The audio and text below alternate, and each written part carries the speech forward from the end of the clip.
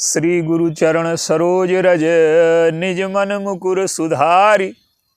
वरणहु रघुबर बिमल जस जो दायक फल चार। बोलिए सियावर रामचंद्र की जय। सिय राम मैं सब जग जानी, करऊं प्रणाम जोर जुग पानी। आइए, तर्क क्या है और तर्क की जीवन में क्या उपयोगिता है, और स्वस्थ तर्क का प्रकार क्या है, और तर्क कैसा हो कि हमारे जीवन का विकास हो सके।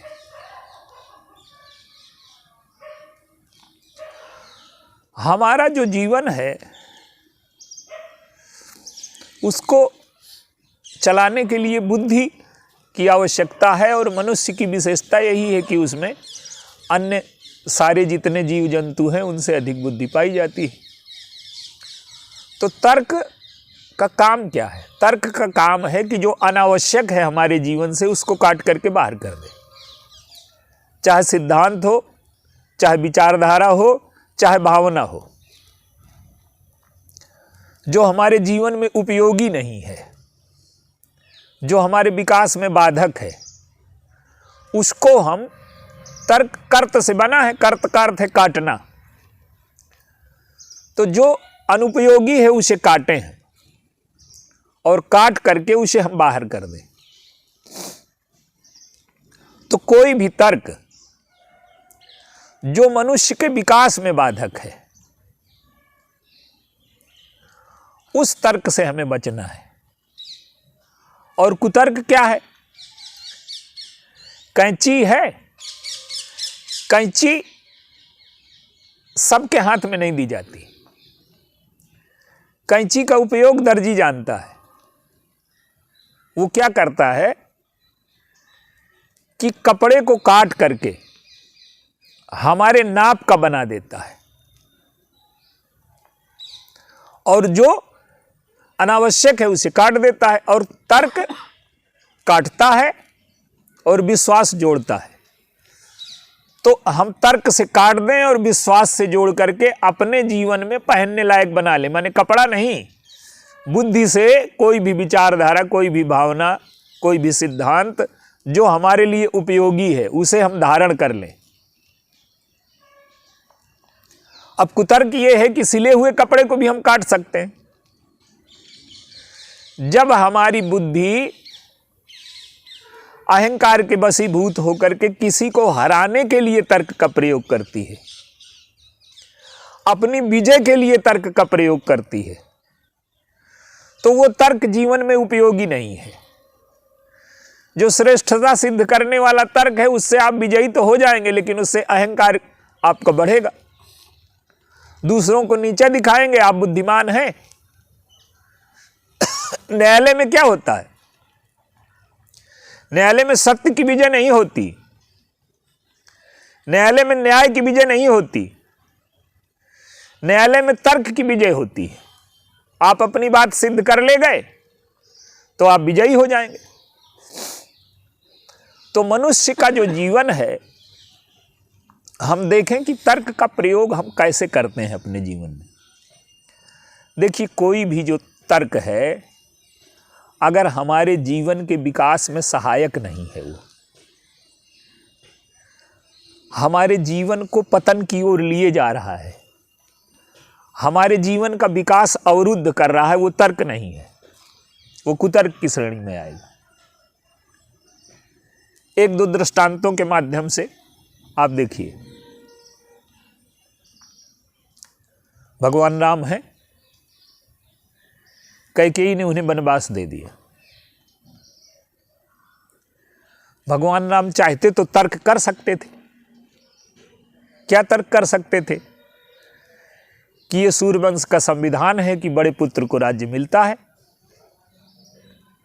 तो न्याय का पहला बिंदु तो मेरे पक्ष में है, और दूसरा ये है कि मंत्रिमंडल का निर्णय हो चुका है, और तीसरा ये कि गुरु वशिष्ठ जी मुझे कह चुके हैं, आदेश लागू हो चुका है। तो मैं इस न्याय की, सत्य की विजय के लिए संघर्ष करूंगा, लड़ूंगा। और ये तो हमारे पिताजी और माताजी के बीच की बात है, ये सार्वजनिक बात थोड़ा है, इस बात को थोड़ा मैं मानूंगा। भाई राज्यसभा में दिया गया वचन है कि अकेले में पत्नी को दिया गया वचन है। तो सत्य और न्याय, ऐसा भगवान राम तर्क करते तो लगता कि सत्य और न्याय इनके पक्ष में है, लेकिन ये तर्क ना होकर के कुतर्क होता। क्यों? कि उससे जो जीवन का विकास है वो रुक जाता। भगवान राम को जो हम याद करते हैं वो किस लिए याद करते हैं? कि मनुष्य के जीवन के विकास के जो मूलभूत सिद्धांत हैं वो सब उनके चरित्र में और उनके भक्तों के चरित्र में पाए जाते हैं।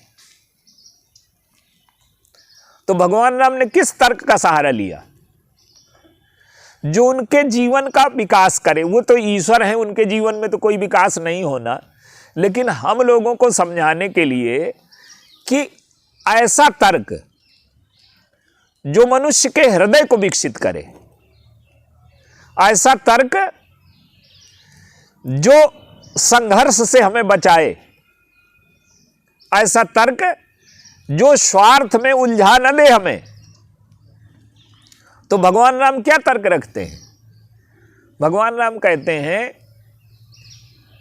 कि पिताजी मुझे राज्य दे रहे थे, युवराज बना रहे थे, लेकिन आज वो विशेष प्रसन्न है, तो उन्होंने सीधे मुझे राजा बनाने का निर्णय लिया, मेरी पदोन्नति कर दी।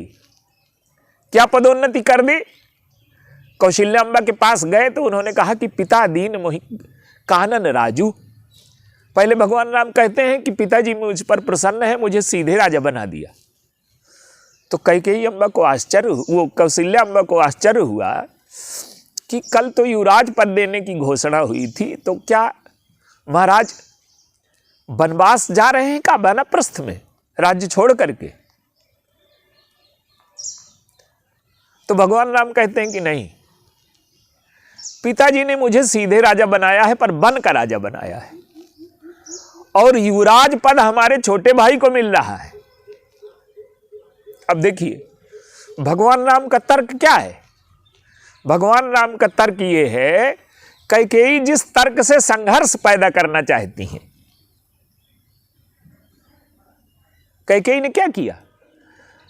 तर्क से धर्म के साथ छल कर दिया। कैकेयी कहती हैं कि धर्म के 4 चरण होते हैं, सत्य, तप, दया, दान। धर्म के आज 4 चरण पूरे हो जाएंगे। सत्य आपका बच जाएगा,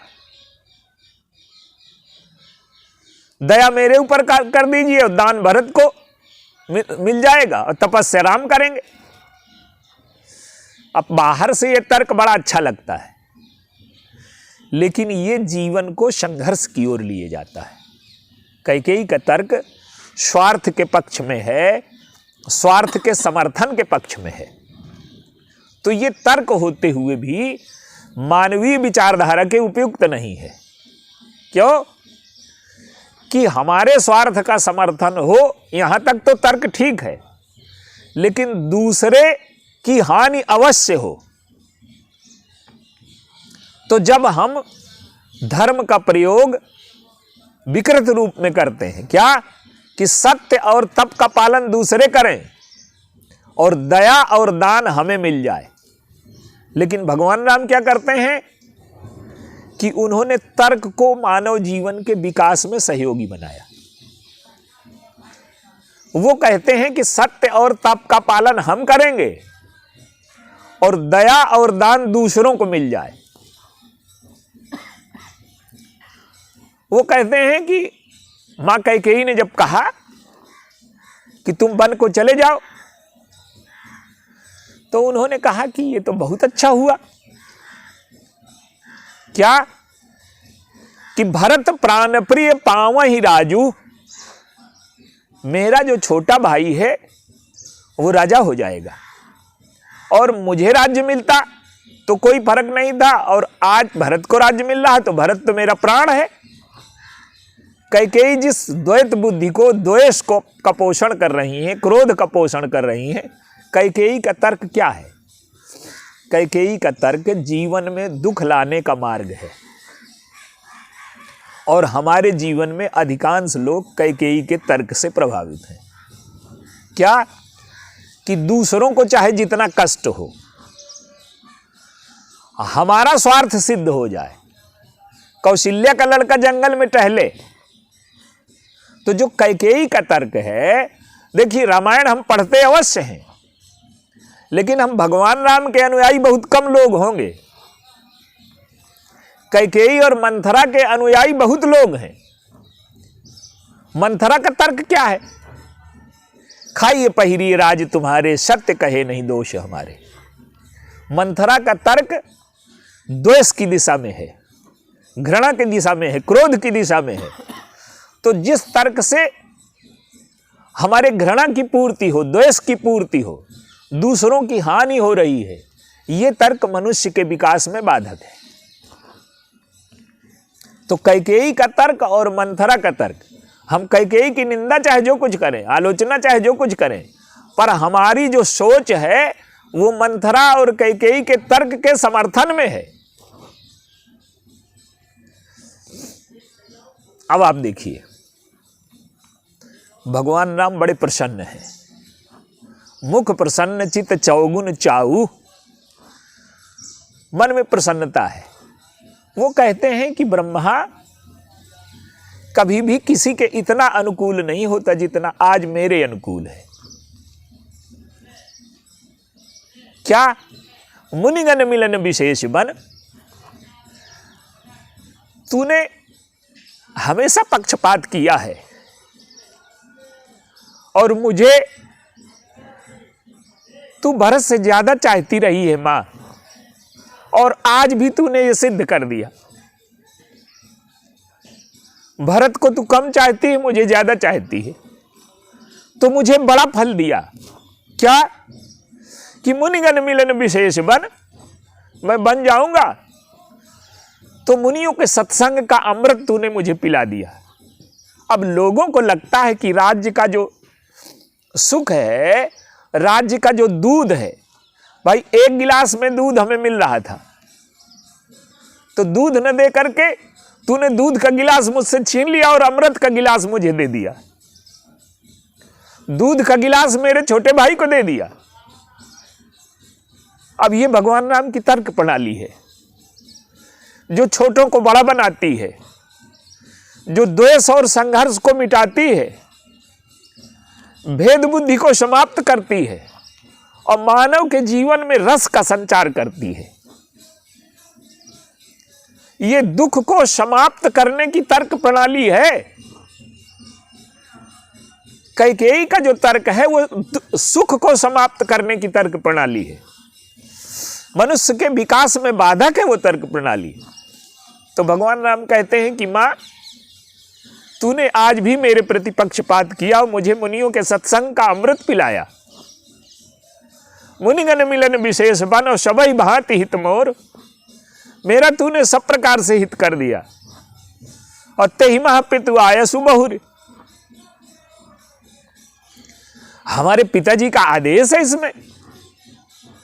भगवान राम का तात्पर्य क्या है? भगवान राम का तात्पर्य यह है कि आज पहली बार जीवन में मुझे अवसर मिला है कि अभी तक तो मैं लेता रहा, केवल माता पिता से ऋण लेता रहा। आज मुझे पिता को, जो मेरे पिता ऋणी है, मेरी मां से वचनबद्ध है, तो आज पिता के वचन को निभाने का अवसर मिला और पिता मेरे इस ऋण से उऋण हो जाएंगे मेरी मां से। तो कहते हैं कि तेहि मह पितु आयसु बहुर और सम्मत जननी तोर, और तू भी यही चाहती है। तो तूने मेरी प्रसन्नता के लिए इतने दिन मेरी प्रसन्नता का ध्यान रखा, तो क्या मैं तेरी प्रसन्नता का ध्यान न रखूं? हमारा तर्क क्या होता है? स्वार्थ के पक्ष में होता है। लाख बार हमारा काम बन जाए और एक बार किसी ने न बना पाया काम, तो हम उसके विरुद्ध हो जाते हैं। तो तर्क वो नहीं है कि स्वार्थ के पक्ष में खड़ा हो, अहंकार के पक्ष में खड़ा हो। और आज केवल मनुष्य स्वार्थ और अहंकार के पक्ष में, वासना के पक्ष में तर्क करता है। तो भगवान राम का तर्क ये है कि जो मनुष्य के जीवन को विकसित करता है, कोई भी समय हो मनुष्य का, मानवता कभी भी हो, अगर इन सिद्धांतों पर चलेगी तभी उसका कल्याण होगा। तो वो कहते हैं कि भरत प्राण प्रिय पावहि राजू, अब विधि सब विधि मोहि सन्मुख आजू।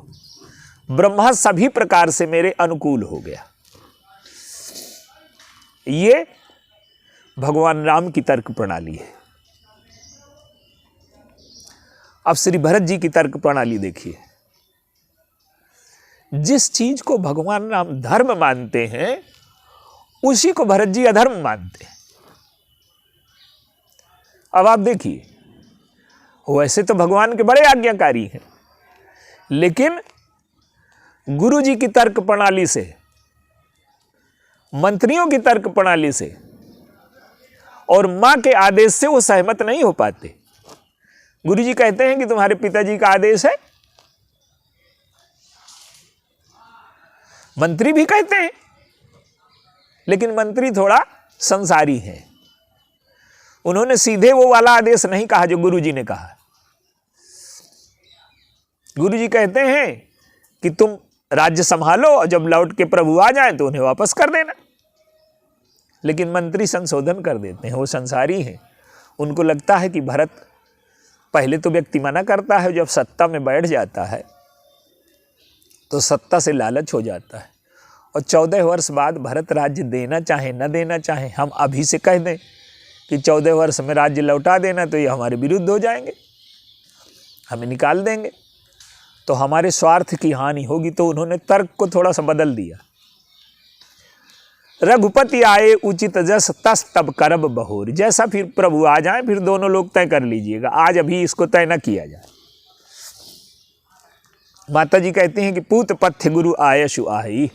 जो कुछ कह रहे हैं तुम्हारे गुरु जी वही पथ्य है, वही लेने लायक है। पथ्य प्रिय नहीं होता पर रोगी को लेना चाहिए, यही स्वस्थता की विधि है।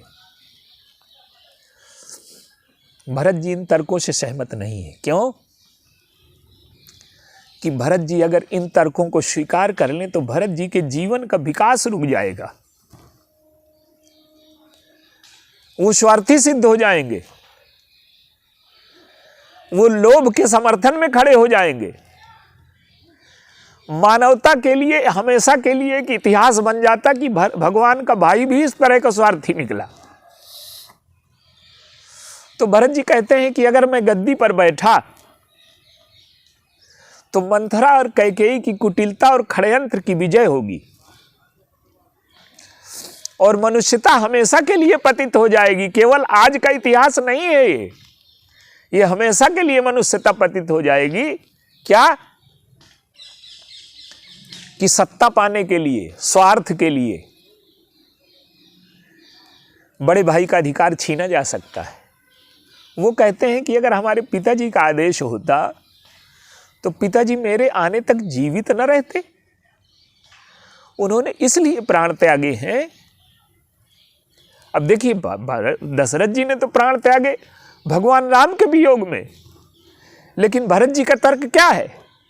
भरत जी कहते हैं कि हमारे पिताजी ने इसलिए प्राण त्यागे हैं कि मैं ऐसे व्यक्ति का मुंह न देखूंगा जिसकी वजह से हमारे राम को बन जाना पड़ा, इसलिए मेरे आने के पहले उन्होंने प्राण त्याग दिए।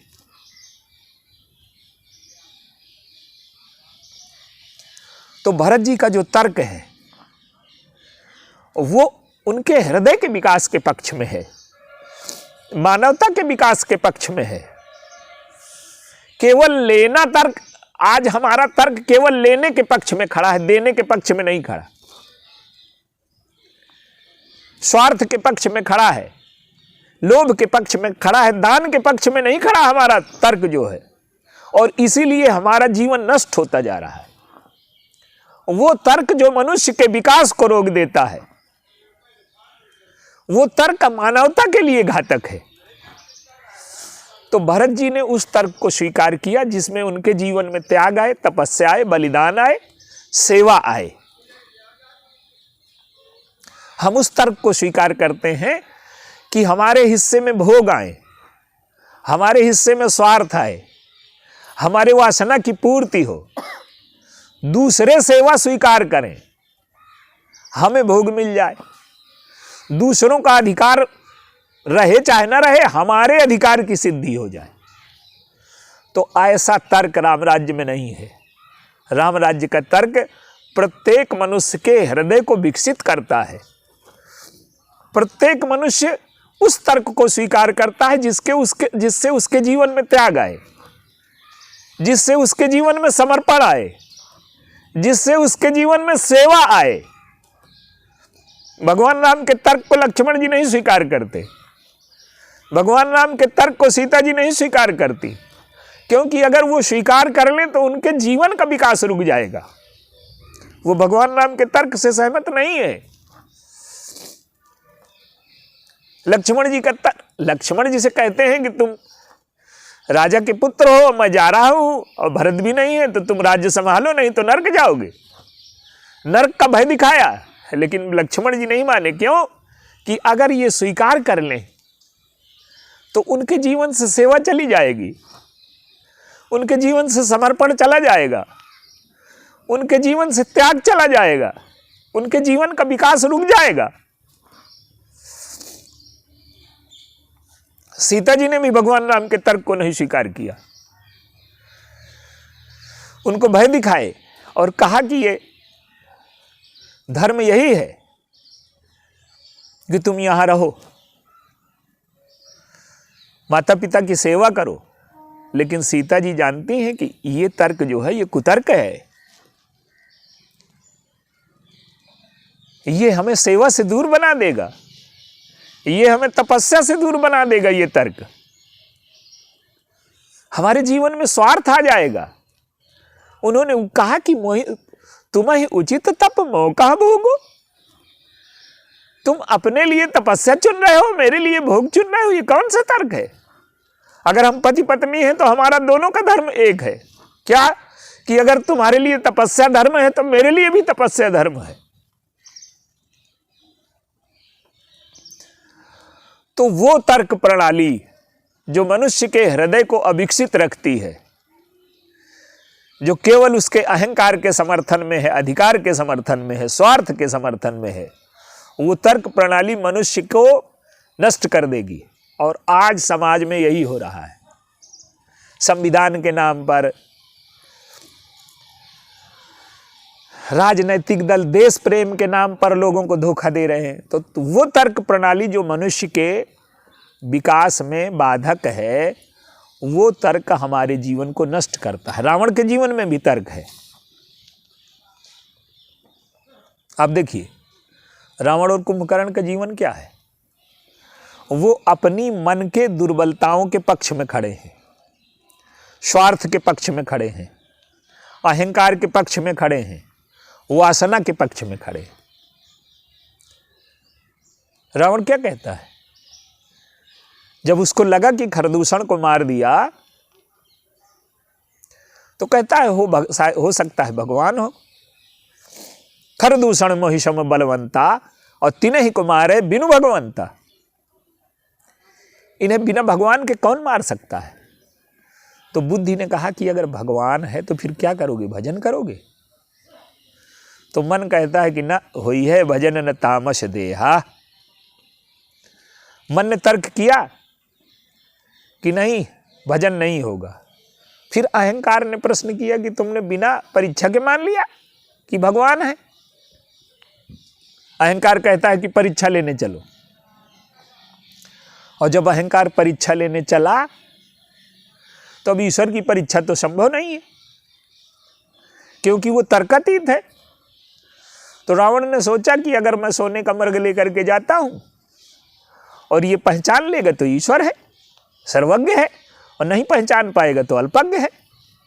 लेकिन रावण की तर्क प्रणाली ही गलत है। ईश्वर की सर्वज्ञता की परीक्षा लेने जब वो गया तो वो स्वयं सर्वज्ञ होता तभी तो सर्वज्ञता की परीक्षा ले पाता। और अगर उसे संदेह है तो सर्वज्ञ वो है ही नहीं, और जब सर्वज्ञ नहीं है तो सर्वज्ञता की परीक्षा कैसे लेगा? तो क्या कहता है, हजारों साल तपस्या कर सकता है, इतना बड़ा योद्धा है कि पूरी पृथ्वी को जीत सकता है, लेकिन मन की दुर्बलताओं से परास्त हो गया है। वो कहता है भजन न होगा। उसका अहंकार कहता है कि मैं झुकूंगा नहीं, टूट चाहे जाऊं। ये तर्क नहीं है, ये जीवन को नष्ट करने की प्रक्रिया है। इतना शक्तिशाली व्यक्ति, अद्वितीय व्यक्ति, सृष्टि के इतिहास में ऐसे बहुत कम लोग हुए हैं जिसने चिर यौवन और दीर्घ जीवन दोनों को एक साथ जी करके दिखाया। लेकिन उसका तर्क मानवता के विरुद्ध है, उसका तर्क मनुष्य के विकास को रोकता है, उसका तर्क अधिकारों का समर्थन करता है। तो अपनी मन के दुर्बलताओं के अनुकूल चलने के लिए अगर हम तर्क का प्रयोग करते हैं, अपनी बुराइयों को हम दर्शन बना देते हैं। अब दूसरे की स्त्री का हरण, इसका क्या तर्क है? लेकिन वो शूर्पणखा की बात मानता है, और शूर्पणखा तो स्वयं विवाह का प्रस्ताव लेकर के आई थी, उसने कुतर्क से रावण को भ्रमित कर दिया। कुंभकर्ण को देखिए, कुंभकर्ण की वही तर्क प्रणाली है। अब वो उपदेश दे रहा है, जगह जगदम्बा हरियाण सठ अब चाहस कल्याण, सठ भी कह दिया। लेकिन रावण जानता है कि ये कहे चाहे जो कुछ, बड़ाई राम की करेगा, लेकिन लड़ने का अवसर आएगा तो लड़ेगा मेरी ओर से। जीवन में हम करते यही हैं, हम सत्य के पक्ष में तर्क करेंगे, न्याय के पक्ष में तर्क करेंगे, पर जीवन में जब अपनाने का अवसर होगा तो हम रावण की विचारधारा को अपनाते हैं। हम भोग को अपनाएंगे, स्वार्थ को अपनाएंगे। हम चाहे जितने राम के अनुयायी हों, लेकिन हमारी तर्क प्रणाली ये तो कैकेयी से मिलती है,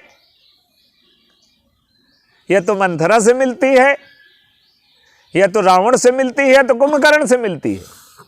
अधिकांश लोगों की आज जो भारतीय संस्कृति का क्षरण हो रहा है, वो इसी वजह से हो रहा है कि एक तो व्यक्ति को ज्ञान नहीं है और वो जानना भी नहीं चाहता। वो दो चार वाक्य पढ़ करके समझता है कि हम विद्वान हो गए। तो जीवन को समझने की, जीवन के विकास की जो प्रक्रिया है, वो जब तक हम इन सिद्धांतों को न समझेंगे, भगवान राम का जो तर्क है, सीता जी का जो तर्क है, लक्ष्मण जी का जो तर्क है, भरत जी का जो तर्क है, जो जीवन के विकास में सहायक है। अब रावण को अभी कुंभकर्ण तर्क दे रहा था, अब रावण शांत है। वो जानता है कि ये अपनी दुर्बलताओं को नहीं छोड़ सकता। ये चाहे जितने सिद्धांत की बात करे, चाहे जितना तर्क की बात करेगा, लड़ेगा मेरी ओर से। तो रावण को फटकार रहा है, तूने बड़ा गलत किया। लेकिन रावण व्यवस्था कर रहा है, क्या? ध्यान में बैठ गया। राम रूप गुण सिमरत मगन भयउ क्षण एक क्षण के लिए मग्न हो गया। लेकिन रावण ने इसी बीच में क्या किया? वो ये नहीं डरता कि ये ध्यानी हो गया, ये राम के ध्यान में डूब गया, ये भक्त हो गया। वो जानता है कि ये चाहे थोड़ी देर के लिए डूबेगा और फिर ये शराब और भैंसे में डूबेगा। तो राम रूप गुण सुमिरत मगन भयउ क्षण एक, और रावण मांगे कोट घट मद और महिष अनेक। अब जब देखा उसने सामने, तो महिष खाए कर गर्जा पान, महिष खाई कर मदिरा पाना और गर्जा वज्राघात समाना। अब रावण की ओर से लड़ने चल दिया। तो हमारी तर्क प्रणाली हम देखें कि किसके पक्ष में है, किस तरह से हम सोचते हैं। भगवान राम की तरह से सोचते हैं कि श्री लक्ष्मण जी की तरह से सोचते हैं, कि श्री सीता जी की तरह से सोच रहे हैं, कि श्री भरत जी जैसा जीवन दर्शन है हमारा, या इन लोगों जैसा जीवन दर्शन है। तो कोई भी तर्क जो हमारे जीवन में द्वेष की सृष्टि करे, घृणा की सृष्टि करे, आज तो राजनीति में यही हो ही रहा है। राजनीति इतनी भ्रष्ट हो गई है कि केवल कुतर्कों का प्रयोग हो रहा है, लोगों को लोगों से लड़वाया जा रहा है। द्वेष की, घृणा की ऐसे तर्क दिए जा रहे हैं, वो तर्क नहीं है, वो सत्यानाशी तर्क है। मनुष्य के मन में द्वेष, घृणा अहंकार, जाति का पोषण, जाति का विभाजन, हमारे सत्ता की सिद्धि हो जाए, चाहे देश नष्ट हो जाए, चाहे इस देश की संस्कृति नष्ट हो जाए।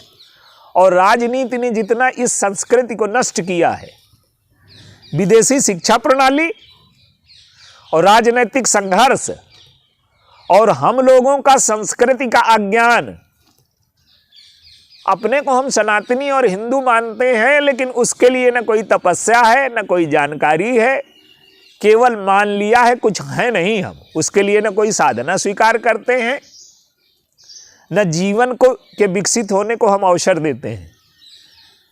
भ्रष्टाचार और ये सारी चीज़ें, हम राजनीतिक दल इसको मिटाएंगे क्या? हमारे हृदय में अगर नहीं मिटा तो ये सब कैसे बनेगा? तो ऐसा तर्क जो हमारे जीवन को विकसित करे, हमारे जीवन से द्वेष और घृणा को समाप्त करे, स्वार्थ, अपने स्वार्थ के स्थान पर सबके स्वार्थ का हम ध्यान रखें। भगवान राम ने जो मानवता को बचाने का अंतिम तर्क तो बहुत है, वो वाल्मीकि जी से पूछते हैं कि बताइए मैं किस स्थान पर रहूं जहां मेरे रहने से किसी को कष्ट न हो, मुनि उद्वेग न पावे कोई। तो जब हम जीवन में इस तर्क को स्वीकार कर लेते हैं कि हमारे जीने से, हमारे रहने से किसी को कष्ट न हो, हम कष्ट उठा लेंगे, ये मानव के विकास की प्रक्रिया है और यही सर्वश्रेष्ठ तर्क है और यही राम राज्य की न्याय प्रणाली है, यही सोचने की प्रणाली है। जब हम इसे जीवन में अपनाएंगे तो हमारा जीवन विकसित होगा। बोलिए सियावर राम।